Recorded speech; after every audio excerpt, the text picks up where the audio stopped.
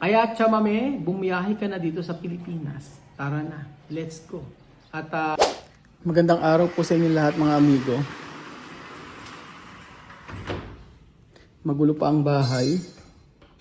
Pero baliktad. Ayan, nailak na. Magandang araw po sa inyo lahat mga amigo. So, kamusta po ba ang bawat isa? Nandito po tayo mga amigo sa pinapagawa nating bahay at ngayong araw po medyo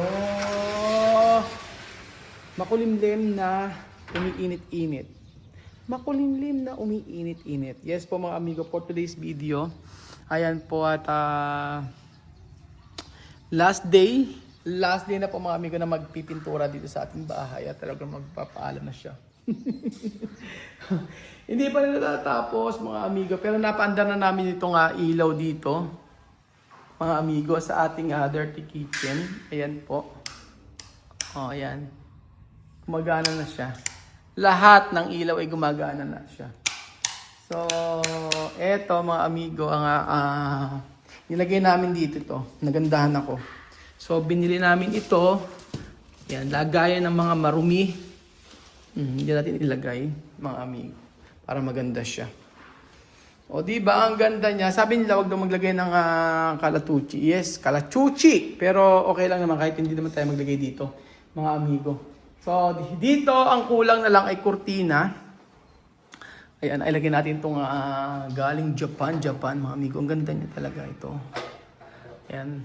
Nailagay natin itong ang kulang na dito is kurtina, mga amigo, pero habon na natin kurtina at syempre ayan, meron na siyang salamin at dito po mga amigo, kurtina lang kulang dyan. Tapos dito meron tayong ilalagay dito sa part na to.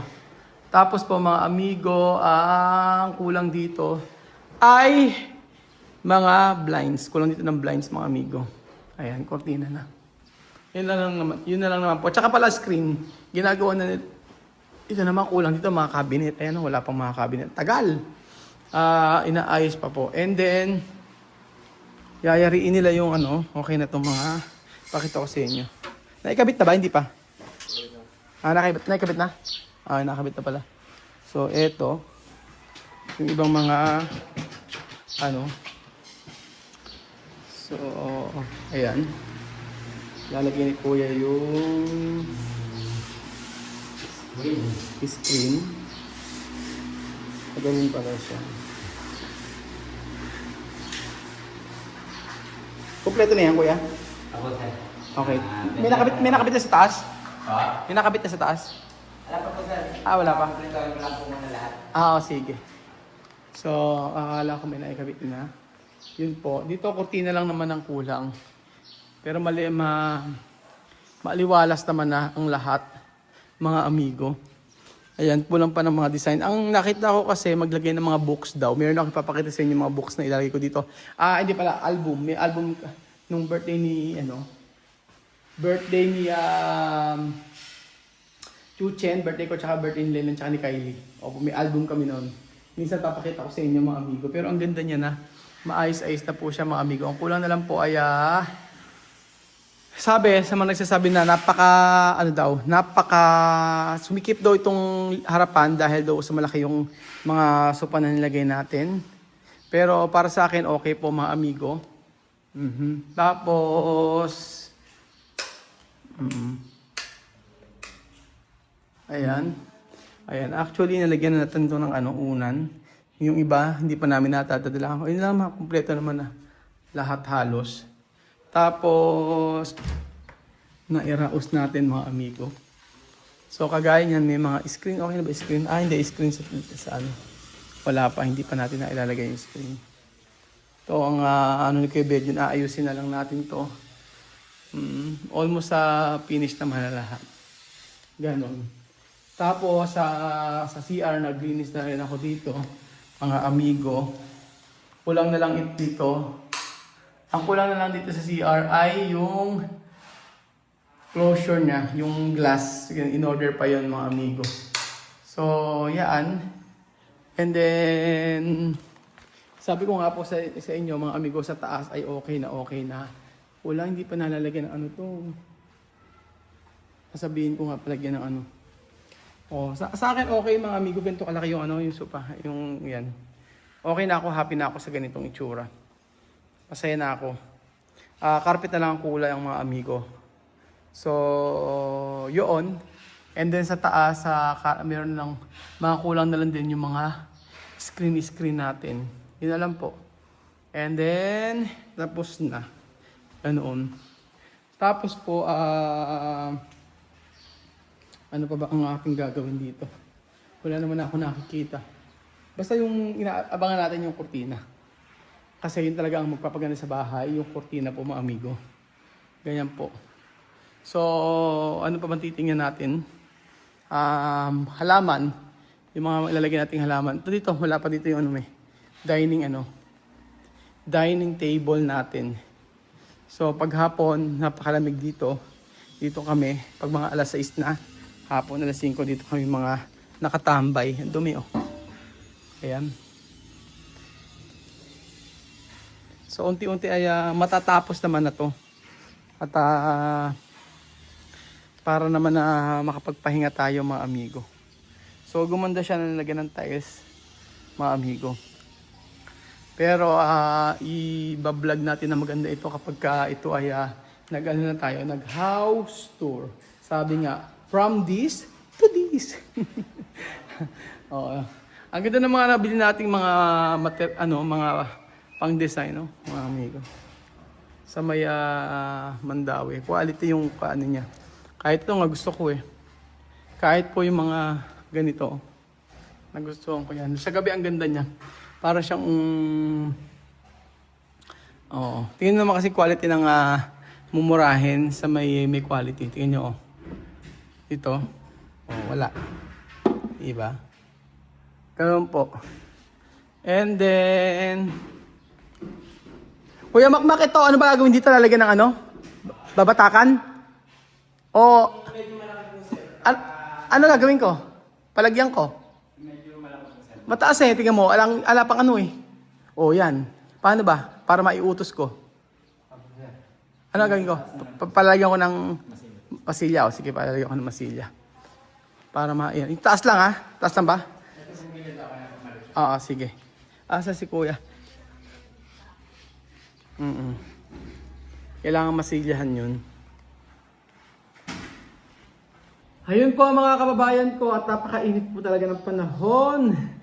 Kanina okay, kumulimlim, uminit, ano na naman ngayon, paiba-iba ang panahon, parang mga babae, mga kababayan ko, mga amigo. Ang problema, sabi nga, nagbabasa ako ng mga comment amigo about po sa pagbabalik, ang pagbabalik ni Chamame, ang pagbabalik ni Chamame sa Pilipinas. Welcome back to Philippines.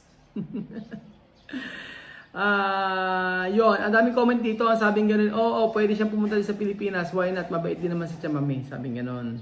Mabait naman talaga yan, gawa lang ng mga tao na basher, sabing ganun. Para sa akin, pabalikin lahat ng mga bata at si Chamame, sabing ganun. Di welcome back si Chamame, sabing ganun, Kuya Capricorn, ganun po mga amigo, panapanian yan ni Capricorn. Wow, talagang, ano yun, talagang, panonood ko si Chamame pagka bumalik, sabing ganun, masipag, malinis, oo nga, yung mga amigo. Wag mo lang tanong ng viewers at ikaw din naman susunod, which is true naman. Sa totoo lang, simula nung umalis sa Pinas sa Matingka Family, hindi na ako nanonood. Sabi niya. Amigo, okay lang sa akin na babalik si Chamame lalo kasama mga bata. Ayun po. Maghintay ako, Yahoo. Sabi niya, nasa linis ang resort. Sabi, oo nga, nahihirapan nga kami pagka ngayon, lalo nang nagpagawa yung bahay na to, syempre nahihirapan kami sa paglilinis. Pero kaya naman, kahit wala naman si Chamame. Kaya lang, iba kasi pagka nandun si Chamame siya maglilinis. Never nag-complain, never nag-demand na pagkayari ko maglinis, magaganito ako. Ayan, ganun po mga amigo. Kaya talaga masasabi na sa pagbabalik ni Chamame, diba? Sa pagbabalik ni Chamame, hawak niya ang bayong. Hawak niya ang bayong, habang sumasayaw na hawak ko ang beat. Yun po mga amigo. Waiting sa Matingka video, kaya pinanood ang channel ito dahil sa Kilamisma, sabing ganun. Excited ako sa Matingka family at na-miss ko ang ingin ni Chamame. Yes, maingin si Chamame talaga ito. Yun ang totoo. But one thing isang bagay na na-realize ko sa lahat ng mga natulungan ko, sa lahat na nagpunta dito sa Pilipinas, ang na-realize ko, si Chamami lang ang talagang masasabi mo na dapat na matulungan. Hindi man bumalik dito or bumalik man, dapat matulungan at mabigyan ng second chance. So yun po, ang paghingi sa pagpunta naman kasi pagbalik naman ni Chamami, isang desisyon niya yon na kung saan pahuhupain lahat ng mga issue at mga kung ano-ano pa man yung mga nais na yung mga nangyayari. Pero sa nababasa ko sa comment, mabuti pa dito na lang sila sa Pilipinas, stay sa'yo, sabing ganun. So, ano ba talaga ang mangyayari sa pagbabalik ni Chamami? Ganun po ba? Ano po ba ang talagang mangyayari sa pagbabalik ni Chamami? Ito po talaga ang mangyayari. So, secret po. Secret po mga amigo. Di ba nasabi ko na never siya makakabalik dito sa Pilipinas. So, ang bawat desisyon na babago. At ang bawat saloobin natin na nalilinis ang ating puso at nababago ang bawat gusto natin. So yan po, okay na para sa akin na maasahan si Chamami wag lang siya tutupakin, sabi nga ganun. Masaya si Chamami, maganda ang aura niya at agdala ang swerte mula noong pinanood ang video. So agree, pwede lang naman na magbakasyon. Yes, bakasyon lang mga amigo. Ang gusto ko talaga mga amigo ay magpunta si Amir at si Misma dito sa Pilipinas. At sa pagpunta nila Amir at Misma dito sa Pilipinas, syempre ay pwede rin pumunta si Chamami dito pero hindi magtatagal ng sobrang tagal. At iba nagwo-worry baka daw hindi na bumalik si Chamami sa Equatorial Guinea kapag daw siya ay nagpunta rito. So tingin ko hindi naman kasi nandun si Sophie at si Aliman nag-aaral. Ganun po. So balik-balik na rin din natin ang lahat. Maraming talaga napasaya si Chamami sa atin at ako naman po ay nag-heal na ang dapat mag-heal. Mag-heal na.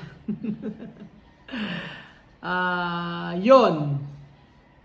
Tapos ngiting panalo si Chamami, makakabalik siya sa Pilipinas. Sa pagbabalik naman nila, ang para sa akin sa pagbabalik ng mga bata ay si Chamami hindi siya pwede mag-stay na matagal dito kasi nandun sila Sophie at si Alima. So ang nais natin is hayaan niya na ako ang mag-guide sa mga anak niya para sa pag-aaral din sa Pilipinas. So maraming pagbabago kapag dumating sila dito. And then si Chamami naman, pwede naman siya pumunta rito every year magbakasyon siya. Or every 2 years, pwede siya magbakasyon. Ganun. Depende sa sitwasyon. Ganun lang po mga amigo. But ang pinaka-importante po dito sa pagbabalik ni Chamami dito sa Pilipinas ay yung magkakaroon sa second chance. At pinaka-importante po kasi dito yung pagtitiwala. So, yung sinabi ni Chamami na ipinagkakatiwala ko na sa yung mga anak ko ay yun yung masasabi ko na pwede nang bumalik talaga yung mga bata dito. Kasi hanggang hindi siya nagtitiwala sa akin at wala siyang trust sa akin, mahirap na kasi maraming mangyayaring hindi maganda. Ganun lang po yun. So lahat ay pinahupa muna at naging okay naman. Pero sa lahat ng nangyari sa akin dito sa Pilipinas, talagang masasabi ko mga amigo na malalaman mo kung sino talaga ang tunay mong kaibigan. At nakita ko naman yung kaya Chamami. Kaya nga lang po, may mga sitwasyon na dapat nating may mga sitwasyon, mga amigo na dapat nating ayusin. Ganun po mga amigo. So sa pagbabalik ni Chamami dito, I pray na maging okay na ang lahat at marinig natin ang kanyang boses at maging okay na si Misma, si Amir dito sa Pilipinas. So, isang dalawang Aprikano lang ang makapagpatapos natin. Masaya na tayong lahat doon. Tapos na yung aking mission sa buhay. Ngunit subalit at kapag hindi talaga pinalad at hindi na makapagpatapos, tapos na rin yung mission natin sa buhay.